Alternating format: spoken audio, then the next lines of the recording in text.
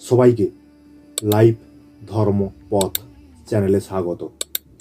অনেকে ভাগ্য মানে বোঝেন সব কিছু আগেই লেখা, তাহলে চেষ্টা করে লাভ কি? আবার অনেকে বলেন মানুষই নিজের ভাগ্য গড়ে, তাহলে পরিস্থিতি, জন্ম, সমাজ এগুলো কি? এই দুই চরমের মাঝখানে দাঁড়িয়ে এমন এক সমীকরণ তৈরি করা হলো যা সহজ শোনায় না, কিন্তু ভয়ঙ্কর বাস্তব। ভাগ্য কোনো রহস্যময় জাদু না, ভাগ্য মানে কার্যকারণের শৃঙ্খল।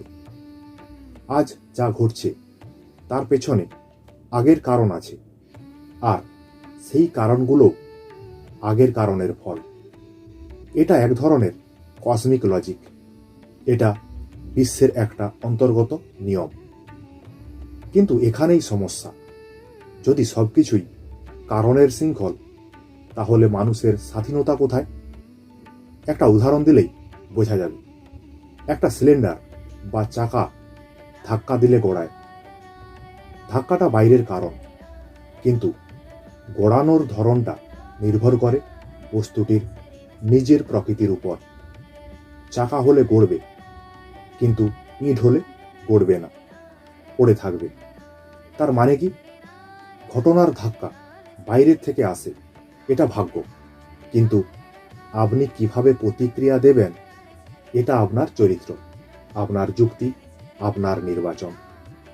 কিছু ঘটনা আপনার সাথে সহনির্ধারিত, যেমন বৃষ্টি হবে, এটা আপনার হাতে নেই, কিন্তু আপনি ছাতা নেবেন কিনা এটা আপনার হাতে। বৃষ্টিতে ভিজে অসুস্থ হওয়াও ভাগ্য হতে পারে, কিন্তু ছাতা না নেওয়ার সিদ্ধান্তটা আপনার। এইখানে আপনাকে জবাবদিহির ভেতর রাখে, তারা ভাগ্য দেখিয়ে পালানোর সুযোগ দেয় না। সবচেয়ে কঠিন কথা, ভাগ্যকে দোষ দিলে আপনি নিজেকে ফাঁকি দেন।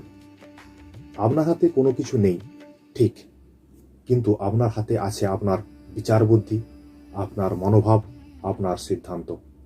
আপনি যদি বাইরের ঘটনাকে নিয়ন্ত্রণ করতে না পারেন, অন্তত নিজের প্রতিক্রিয়াকে যুক্তির অধীনে আনুন।